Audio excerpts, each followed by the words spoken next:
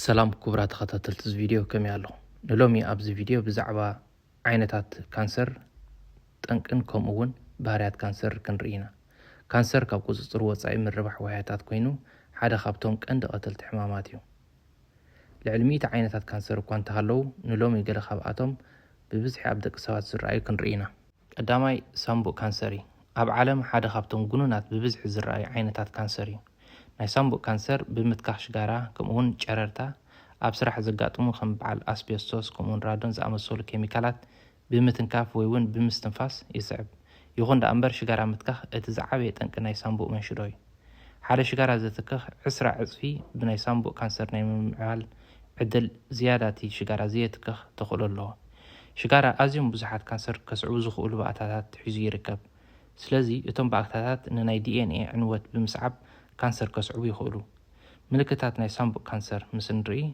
حزرت مستنفاس إذا بسنكتي معصاو شامقوتات ناي أي ريسعب أبتسعلو لغزية دم استحوصو عقتاق توصد خل بزيكا زي موهلا الفساسي أو أفلب بخسعب يخل بسنك زغاء حزرت مستنفاس كسعب يخل كان زاب أفلب بيز أمسلو ملكتات قال خابتم درعيو يوم نمكل خال سامبوء كانسر كقبور زقبوهم شكارا متكاخ مقراص اتزعابي نمكل خال ناي سامبوء كانسري رادون كمون أسبيستوس بحلو بعتات أب جزخا ويون أب تسرح له خواب خيلو مفتاشن كم بتنكافهم متنقع أب تسرح له حدا جنياتات كيميكالات مزهلو مكلا خيلها تجبرن كتنقع عند ما يجبعنا كلا أي من شروك ساد مهزاني ويكا سيرفيكال كانسر توهيل سواء حدا خبطون كندر بعت عينات كانسر أبدأ كنسيو زرعيو تنكي من شروك ساد مهزان ويكا سيرفيكس ولا قبض حنتقنا العلم 900 تايتكن ناي محصن كانسر بسنكي هيومان بابيلوما فيروس زبحال السعبي هيومان بابيلوما فيروس لعل خلطة مثل عينتات فيروسات يوم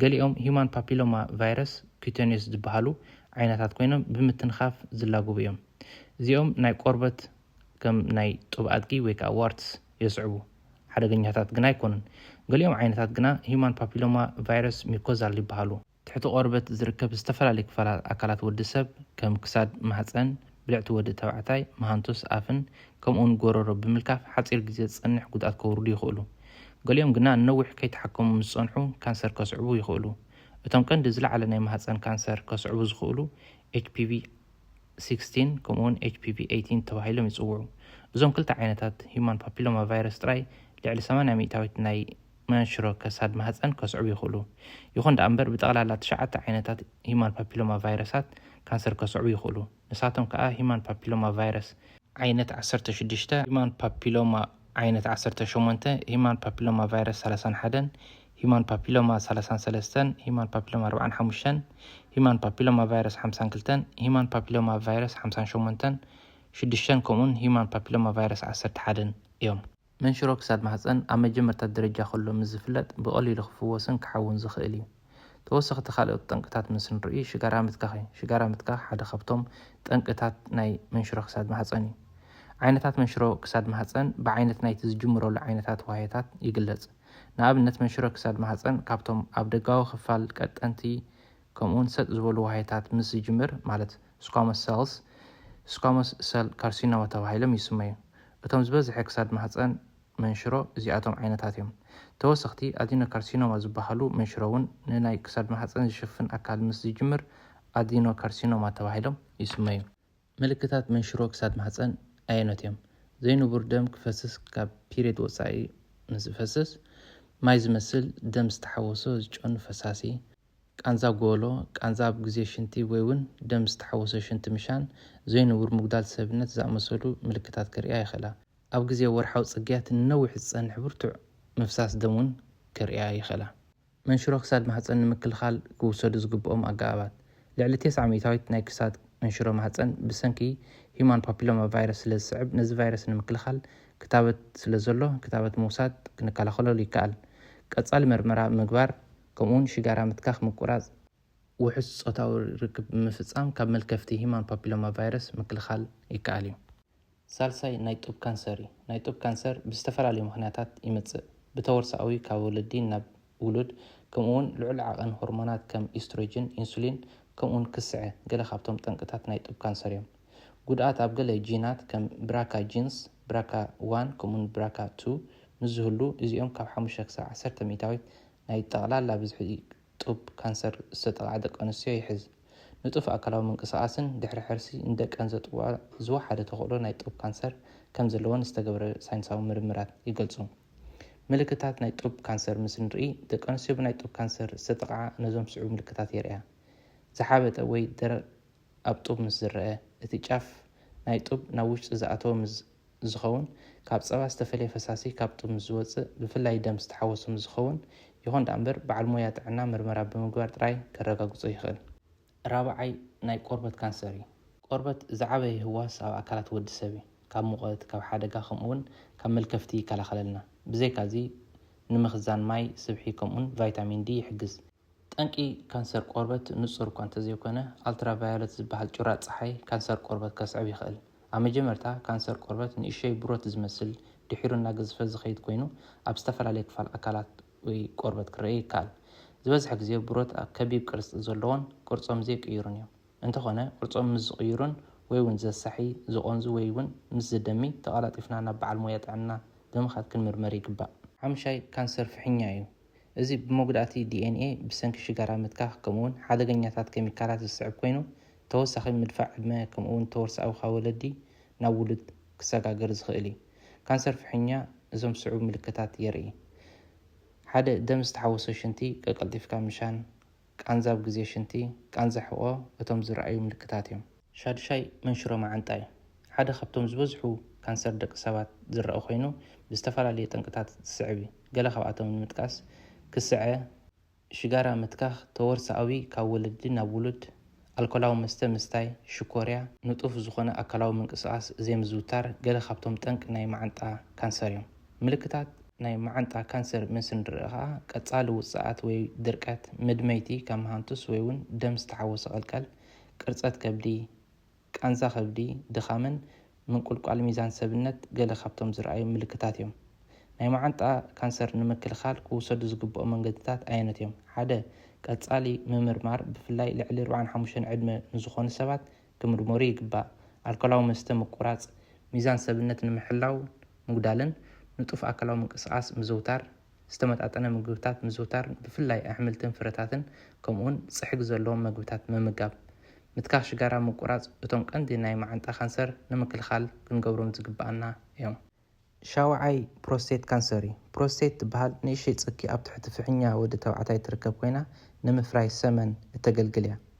ፕሮስቴት ካንሰር ብዙሕ ጠንቅታት እኳ እንተሃለዎ ተወርሳዊ ካብ ስድራ ክሰጋገር ይኽእል። ብተወሳኺ ናይ ዲኤንኤ ዘጋጥም ሓደጋ ወይ ከዓ ሚውቴሽን ናይ ገለ ጂናት ከም በዓል ኤቲኤም ብራካ1 and ብራካ2 ዝበሃሉ ሓደጋ ምስ ዘጋጥሞም ክስዕብ ይኽእል።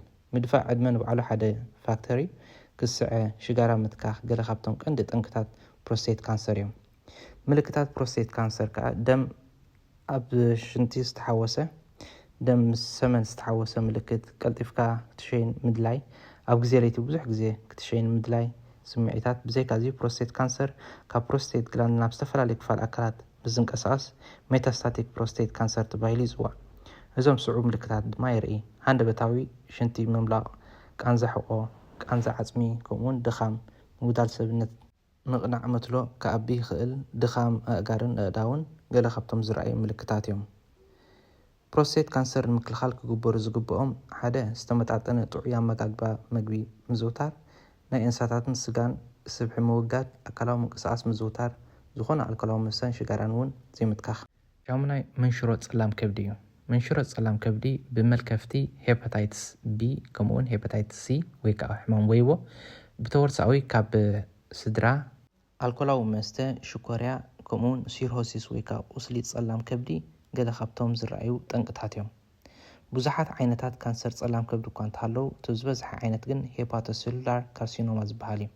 ኣብ መጀመርታ ዝረኣየ ምልክታት እኳ እንተዘይሃለዉ ድሒሮም ግና መንሽሮ ፀላም ከብዲ ነዞም ስዑብ ምልክታት ክርእዩ ይኽእል። ምጉዳል ሚዛን ሰብነት፣ ምጉዳል ሸውሃት መግቢ፣ ቃንዛ ላዕለዋይ ከብዲ፣ ተምላስን ዕግርግር ዝብል ስምዒታትን፣ ሓፈሻዊ ድኻም ሰብነት፣ ምሕባጥ ከብዲ፣ ብጫ ሕብሪ ቆርበትን ከርእዩ ይኽእሉ። ካንሰር ፀላም ከብዲ ንምክልኻል ክግበሩ ዝግብኦም እንታይ እዮም? 1 ክታበት ሄፓታይትስ ቢ ምውሳድ፣ በላሕቲ ነገራት ብሓባር ዘይምጥቃም ከምኡውን ኣልኮላዊ መስተ ምቁራፅ፣ ተወሳኺ ሚዛን ሰብነት ምጉዳልን ንጸላም ከብዲ ንምክልኻል ክንገብሮም ዝግባአና ኣገባባት እዮም። ብዛዕባ 10 መለለይ ጠባያት ወይ ባህርያት ናይ ካንሰር ክንርኢና። ተቐዳማይ ባህሪ ቀጻልነት ዘለዎ ናይ ምርባሕ ምልክት ምህላው ማለት እዩ፣ ወይ ከዓ ሳስቴኒንግ ፕሮሊፌሬቲቭ ሲግናሊንግ ኢልና ንፅውዖ። ኣብ ኣካላት ወዲ ሰብ ዋህያታት ንኽራብሑ ንኽዓብዩ ክመቓቐሉ ናይ ዕብየት መልእኽታት ወይ ከዓ ግሮውዝ ሲግናሊንግ የድልዮም። ከም ኣብነት ናይ ዕብየት መልእኽቲ ከዓ ኤስትሮጅን፣ ኢንሱሊን ከምኡውን ኤፒደርማል ግሮውዝ ፋክተር እዮም። እዞም ናይ ዕብየት መመሓላለፍቲ ባእታታት ወይ ከዓ ግሮውዝ ሲግናልስ ዋህዮ ኣብ ኣካላትና ንኽራብሑን ንኽመቓቐሉን ከምኡውን ንኽዓብዩ ይሕግዙ። እዚ ከዓ ኣካላት ወዲ ሰብ ነዚ መካኒዝም ከማዕብል ዝኸኣለ ብናይቲ ደጋዊ ኩነታት ናይ ዋህዮ ሓበሬታታት ኣብ ግምት ክእቱ ይሕግዝ። ንኣብነት ኣብ ፅንኩር ኩነታት ዋሕዲ ኦክሲጅን ወይ እውን ግሉኮስ ምስ ዝህሉ ኩሎም ዋህያታት ኣይኮኑን ዝራብሑን ዝማቐሉን። ከምዚ ከዓ ኩሎም ጥዑያት ዋህያታት ዝኾኑ ንዕብየት ዘይምችእ ኩነታት ምስ ዝህሉ ምርባሕ ደው የብሉ። ብኣንጻሩ ናይ ካንሰር ዋህያታት ናይ ገዛእ ርእሶም ንዕብየት ዝሕግዙ ምልክታት ብገዛእ ርእሶም ብኣውቶክራይን ዝበሃል ኣገባቢ ይማዕብሉ። ኣውቶክራይን ማለት ዋህያታት ካንሰር ናይ ዕብየት ሓበሬታታት ብገዛእ ርእሶም ብምዕባል ነቲ ካንሰር ዋህዮ ሓበሬታ ብምስታት ገዛእ ርእሶም የራብሑን ንኽዓብዩን ይሕግዞም፣ ወይ እውን ኣብ ከባቢኦም ንዝርከብ ናይ ካንሰር ዋህዮ መልእኽቲ ብምስታት ንኽራብሑን ንኽባዝሑን ይገብሩ። ኣብዚ ግዜ እዚ ንዕብየት ዝሕግዙ ባእታታት ዝዓክቱ መድሃኒታት ኣለዉ። ንኣብነት ኢማቲኒብ ዝበሃል መድሃኒት ናይ ዕብየት ዝሕግዙ ምልክታት ንምዕጋት ብሓካይም ይወሃብ። እቲ ካልኣይ ባህሪ ከዓ ምክልካል ሞት ናይ ካንሰር ዋህያታት ወይ ከዓ ሬዚስቲንግ ሰል ደዝ እዩ። ዋህያታት ከቢድ ጉድኣት ናይ ዲኤንኤ ምስ ዘጋጥሞም ኣካላትና ነቲ ናይ ዋህዮ ንኽመውት ይገብሮም። እዚ ማለት ዋህዮ ክዕረ ዘይክእል ናይ ዲኤንኤ መጉዳእቲ ምስ ዘጋጥሞ ኣካላትና ብኣፖፕቶሲስ ዝበሃል ኣገባብ ይቐትሎ ማለት እዩ። ብዝተፈላለዩ ምክንያት ከቢድ መጉዳእቲ ናይ ዲኤንኤ ምስ ዘጋጥም ቱመር ሳፕረሰርስ ወይ ከዓ ሕበጥ ንኸይፍጠር ዝከላኸሉ ከም በዓል ፒ53 ከምኡውን ሬቲኖፕላስቶማ ነቶም ናይ ፕሮኣፖፕቶቲክ ፕሮቴይንስ ተባሂሎም ዝፅውዑ ንቕትለት መጉዳእቲ ዝወረደ ዋህዮ ዝሕግዙ ባእታታት ብብዝሒ ንኽፈርዩን ብምግባር ነቲ ናይ ዲኤንኤ ጉድኣት ዝወረደ ዋህዮ ይኣልዮም። ይኹን ዳ እምበር ኣብ ካንሰር ፒ53 ጉድኣት ስለ ዝወርዶ እቶም ዝተጎድኡ ዋህያታት ንምቕታል ዝሕግዙ ባእታታት ፕሮኣፖፕቶቲክ ብውሕድ ዓቕን ይፈርዩ። ብኣንጻሩ ዲኤንኤ ዝተጎድኡ ዋህያታት ንኽፈርዩን ንኽራብሑን ዝሕግዝ አንታይ አፖፕቶቲክ ዝበሃል ፕሮቲናት ባእታታት ከም በዓል BCL2 BCLXL BCLW MCL1 A1 ብብዝሒ ብምፍራይ ነቲ ዝተጎድኦ ዋህዮ ናይ ምቕታል መስርሕ ይዕንቅፁ። በዚ መንገዲ ከዓ ዋህያታት ካንሰር ንኽቕፅሉ ይሕግዞም። ኣብዚ ግዜ እዚ ነዚ ዝገለጽናዮ መስርሕ ንምሕካም ፀረ ሊኪምያ መድሃኒታት ኣለዉ። ንኣብነት ቬኖቶክላክስ ከምኡውን ፓርፕ ዝዓክቱ ከም በዓል ኦላፓሪብ ዝበሃሉ መድሃኒታት ኣለዉ። እቲ ሳልሳይ ባህሪ ከዓ ደረት ዘይብሉ ናይ ምምቃል ዓቕሚ ምምዕባል እዩ። ኢኔብሊንግ ሬፕሊካቲቭ ኢሞርታሊቲ ዋህያታት ቅድሚ ምማቶም ወይ ምርባሕ ምቁራፆም ክንደይ ግዜ ክመቃቐሉ ወይ ክራብሑ ኣቐዲሙ እዩ ዝውሰን። መብዛሕትኡ ግዜ ሓደ ጥዑይ ዋህዮ ወዲ ሰብ ቅድሚ ምማቱ ካብ 40 ክሳብ 60 ግዜ ይመቃቐል። እዚ ውሱን ናይ ምምቃል ዓቕሚ ናይ ዋህያታት ሃይፍሊክ ሊሚት ተባሂሉ ይፅዋዕ። እዚ ዝኾነሉ ዓብ ምክንያት ከዓ እቲ ናይ ደገ ጫፍ ናይ ክሮሞዞም ብተለምዶ ቴሎሜርስ ተባሂሉ ዝፅዋዕ ኣብ ነፍሲ ወከፍ ናይ ምምቃል ዋህዮ እናሓፀረ ስለ ዝኸይድ እዩ። ኣብዚ ግዜ ምምቕቃል ዋህያታት ወዲ ሰብ ቴሎሜርስ እናሓፀረ ምዝኸይድ ክልተ መራፂታት ኣለዎ። እቲ ሓደ መራፂ እቲ ዋህዮ ብኣፖፕቶሲስ ዝበሃል ኣገባቢ ይመውት ወይ እውን ብሰነሰንስ ተባሂሉ ዝፅዋዕ ኩነታት የጋጥም። እዚ ማለት ዋህዮ ምምቕቃል የቋርፅ ግን ከዓ ኣይመውትን ማለት እዩ። ኣብ ናይ ካንሰር ዋህያታት ምስ እንሪኦም ግና ብቐፃሊ ንኽራብሑን ንኽመቃቐሉን ይኽእሉ። እዚ ከዓ ብምክንያት ሓደ ኣገዳሲ ፕሮቲን እዩ። እዚ ፕሮቲን ከዓ ቴሎሜሬስ ተባሂሉ ይፅዋዕ። ቴሎሜሬስ ዝበሃል ኤንዛይም ካንሰር ብቐፃሊ ንኽመቃቐሉ ይሕግዞም። ራብዓይ ኣገዳሲ ባህሪ ናይ ካንሰር ከዓ ንዕብየት ዝዓክቱ ምልክታት ዘይምእዛዝ ወይ ከዓ ኢንሴንሲቲቪቲ ቱ ግሮዝ ኢንሂቢቲንግ ሲግናልስ ዋህያታት ምቁፅፃር ክልተ ገዳሲ ንዕብየት ዝከታተሉን ዝዓክቱን ፕሮቲናት ኣብ ናይ ዕብየት መስርሕ ይሕለዉ። እዞም ንዕብየት ምምቃልን ዋህያታት ዝቆፃፀሩ ከዓ ሬቲኖብላስቶማ ከምኡውን ፒ53 ይበሃሉ። እዞም ንዕብየት ምቁፅፃር ወይ ምምቕቃል ዋህያታት ዝቆፃፀሩ ፕሮቲናት ኣብ ግዜ ዋሕዲ መግቢ ወይ ኒውትሪንትስ ከምኡውን ዋህዮ ጉድኣት ምስ ዘጋጥሞ መስርሕ ምምቕቃል ዋህያታት ደው የብልዎ። ብኣንጻሩ ኣብ ዋህያታት ካንሰር እዞም ንዕብየትን ምምቕቃልን ዝቆፃፀሩ ጉድኣት ስለ ዝወርዶም ካብ ስራሕ ወፃኢ ስለ ዝኾኑ ዋህያታት ካንሰር ብዘይ ገደብ ንኽራብሑን ክመቃቐሉን ይኽእሉ። ብዘይካ ዞም ዝገለጽናዮም ፒ53 ከምኡውን RB وكازم تيومر جروث انهبيتورز إلنا نصوعهم وهيتات ننحددهم أزيم مزطابقو وي مزجاجو عبيت وهيتات دو يبلو إذا مسرح خا بقى تححز بروتينات كم بعل كاديرنس كمون انتجرينز زبحال بروتينات يو إذا متواصلنا يوم أتححز بروتينات كنا أبناء كانسر وهيتات سلزي يلو مالت قد أسلز وردم كاب سرح وصع سلزغونو وهيتات كانسر كاب حد بوتا ناب كالبوتا أكلات ود السب أساسو كما أقول يخلو مالتيو حمشاي بحري ناي كانسر كا حدث السراو الدم مفتاري وهيتات وصن عقن متن أكسجين كمون معزاتات بسراو الدم يرخبو بانصارو وهيتات كانسر بزح عقن مجون كالو نعبيس زوجل كل بقطاتاتن بسراو الدم يرخبو نتزرخبو خا بحدث توسخ سراو الدم بمفتاري إذا مسرح الزوم حدش سراو الدم ناي كانسر وهيتات كا أنجيوجينيسيس بحال إذا مسرح زين مفتار بناء عبيت بقطاتات ويكا جروس فاكتورز كم بعل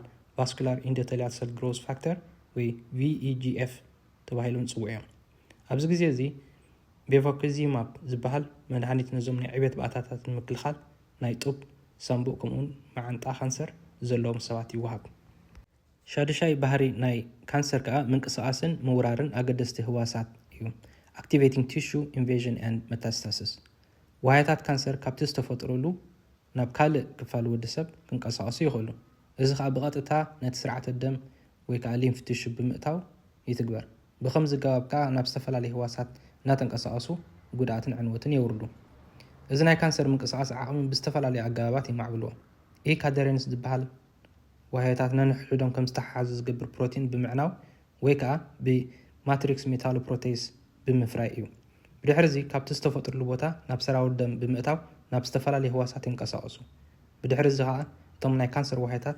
بكيموتاكسيس زبحال أقاب نابرحوق بوتا انقساسو كيموتاكسيس مالت وهيتات ويكا هواسات أكلاتنا كيموتاكسينس زبحال بقطاتات بمفراي توم بقطاتات كا ناي كانسر وهيو ناي مسحب بحري اللهم بزي كاز وهيتات كانسر CXCR4 ويكا كيموكاين ريسبتور تايب 4 زبحال بمفراي ناب استفلالي هواسات نمورارن نمقصصارن يحجزهم شاوعي بحري خا زي مؤزوز مقصصار مقبي أو وهيو ويكا دي ريجليتينج سيلولار ميتابوليزمي طريات وهيتات أكلات ودسب أكسجين أبزلو لغزي جلوكوز بمقصال 32 ATP إنرجي يفريو بأنصار وهيتات ناي كانسر أنايروبيك بزبحال أقواب مالت أكسجين أبزي بالأوان مقبوم نخرخو يخلو إذا مسرح زخاء وولبرغ إفكت تبايلي صوع إذا مسرح مفراي إنرجي خا نوهيتات كانسر توسخ تبعتاتات نخفري يحجزو نابنت كا أمين أسيد كمون ليبيد نخفري يحجزو مالتي إزيهم كأتم مسرة تبين أقدس النوهيتاتهم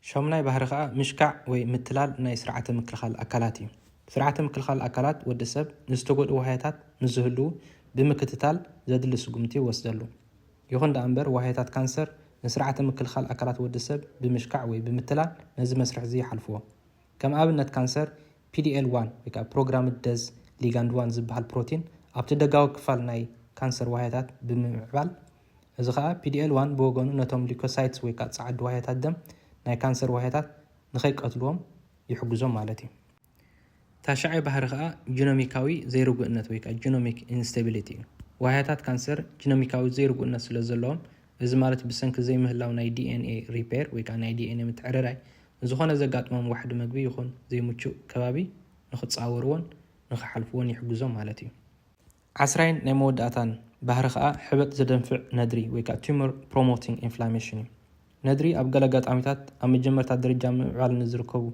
نيوبلاستيك حقازي نعبي جمرت نيوبلازمنا مولو درجة من شروع نمعال عقم خمزلو يزقلت بزي كازي ندري زتفر على كيميكالات بمفراي نمعال نابزر على درجة كانسر كدايبو يحجزو مالتي عسرت بحريات كانسر رئينا تنقي حمام كانسر جن انتاي حدا الكولاو مستيو الكولاو مستي نستفر على تحستو الكول زلوم كم بيرا أرقي وين زتا على أب حدا الكولاو مسته بيرانا أبنت بجمجم 14 جرام صوري الكول يركب الكولاو مسته بالكول ديهيدروجينيز إنزيم ناب أسيتات الدهيد زبال يغير أسيتات الدهيد إن DNA بمعناه ناب كانسر كمعبل يخيل بزي كذي الكول أب معبل روس ويكا reactive oxidative stress عبتها رايت صوت reactive oxidative stress نجينيتيكا باتا DNA بمعناه نمعقا بروتين سبحن يعقد بتوسخ نمحقا فيتامينات ون يسناخل ኣልኮላዊ መስተ ኣብ ግዜ ምምስራሕ ዝፍጠሩ ከም ናይትሮስ ኣማይንስ፣ ኣስቤስቶስ፣ ፌኖል ከምኡውን ሃይድሮካርበንስ ዝበሃሉ ንካንሰር ዘስዕቡ ባእታታት ክፍርዩ ይኽእል። ኣልኮላዊ መስተ ምስታይ ን7 ዓይነታት ካንሰር ከቃልዓና ይኽእል። ንኣብነት ናይ ጡብ፣ ኣፍ፣ ማዓንጣ፣ ጎሮሮን ጸላም ከብድን ካንሰር ከስዕብ ይኽእል። ካልኣይ ጠንቂ ምትካኽ ሽጋራ እዩ። 80% ናይ ሳምቦ ካንሰር ብሰንኪ ምትካኽ ሽጋራ ይስዕብ። ሽጋራ ብኣሳት 5,000 ኬሚካላት ይስራሕ። ልዕሊ 70 ባእታታት ካብዞም ኣብ ሽጋራ ዝርከቡ ካንሰር ከስዕቡ ዝኽእሉ እዮም። ካብዚኦም እቶም ቀንዲ ኣብ ሽጋራ ዝርከቡ ናይ ሳምቦ ካንሰር ዘስዕቡ ኣክሪሎ ናይትሪል ከምኡውን ኣክሮሊን ይበሃሉ። እዞም ኣብ ሽጋራ ዝርከቡ ኣክሪሎ ናይትሪል ከምኡውን ኣክሮሊን ብቐጥታ ንጀነቲካዊ ባእታ ማለት ዲኤንኤ ክዕንውን ካንሰር ከስዕቡን ይኽእሉ። ብዘይካዚ ኣሰቲ ኣልደሃይድ፣ ካድዮም፣ ኢታይሊን ኦክሳይድ፣ ፎርማልደሃይድ፣ ኣይዞፕሪን ካብቶም ቀንዲ ኣብ ሽጋራ ዝርከቡ ካንሰር ዘስዕቡ ባእታታት እዮም። ብዘይካ ብወረቐት ዝተቐለለ ሽጋራ ካልእ ኤሌክትሮኒካዊ ሽጋራ ኣሎ። እዚ ዓይነት ሽጋራ ካብ ብወረቐት ሽጋራ ዝበዝሕ ፎርማልደሃይድ ስለ ዝፈጥር ብ5 ክሳብ 15 ዕፅፊ ካብ ብወረቐት ዝጥቕለል ብካንሰር ናይ ምምዕባል ተኽእሎ ኣሎ። ብሓፈሻ ክረአ እንከሎ ሓደ ሰብ ኣብ መንጎ 5 ሰባት ብካንሰር ዝሞቱ ብሰንኪ ምትካኽ ሽጋራ ዝስዕብ ምዃኑ ዝተገብረ መፅናዕቲ ይሕብር። ብዘይካ ሽጋራ ሽሻ ምስሓብ እውን ልክዕ ከም ምትካኽ ሽጋራ ካንሰር ከስዕብ ይኽእል። ኣብ ዝተገብረ መፅናዕቲ ከም ዘርእዮ 45 ደቂቕ ሽሻ ዝስሕቡ ሰባት ልክዕ ክንዲ ኣብ 100 ሽጋራታት ዝርከብ ቀመማት ኣለዎ። ሳልሳይ ጠንቂ ናይ ካንሰር ብቫይረስ ምልካፍ እዩ። 18% ካብ ጠቕላላ ብካንሰር ዝሓመሙ ሰባት ብሰንኪ ምልከፍቲ ዝተፈላለዩ ቫይረሳት፣ ባክቴርያን ከምኡውን ፓራሳይትን ዝስዕብ እዩ።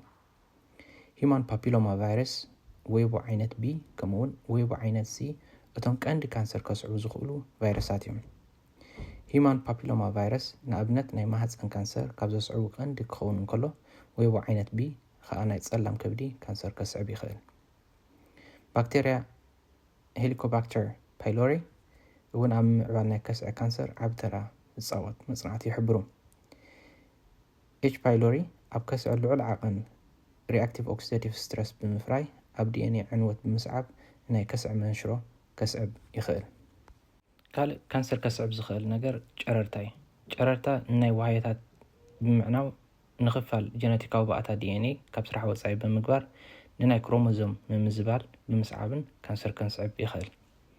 ኣልትራቫዮለት፣ ኤክስሬይ፣ ጋማ ራዲሽን ልዑል ኢነርጂ ስለ ዘለዎም ናብ ዋህያታት ሰንጢቖም ብምእታው ንጀነቲካዊ ባእታ ዲኤንኤ ክዕንን ካንሰር ከስዕብን ይኽእል። ኣብ ማይክሮዌቭ ንመወዓይ እንጥቀመሉን ከምኡውን ኣብ ቴሌፎን ዝርከብ ጨረርታ ግና መንሽሮ ኣየስዕብን እዩ። ኣብ ሕክምና ንመርመራ ዝጠቅም ኤክስሬይ፣ ሲቲ ስካን ብጨረርታ ዝሰርሕን ካንሰር ከስዕብን ይኽእል እዩ። ይኹን ደኣ እምበር እቲ ኤክስሬይ ኣብ ኣካላት ወዲ ሰብ ንሓፂር ግዜ ስለ ዝጸንሕ ካንሰር ንኸስዕብ ውሕድ ተኽእሎ እዩ ዘለዎ። ተወርሳዊ ካብ ወለዲ ናብ ውሉድ ዝሰጋገር ካልእ ተወሳኺ ጠንቂ ናይ ካንሰር ኣሎ። ካብ ወለዲ ብተወርሶ ንዝተጎድኡ ወይ ካብ ስራሕ ወፃኢ ዝኾኑ ጂናት ናብ ውሉድ ክሰጋገሩ ይኽእሉ።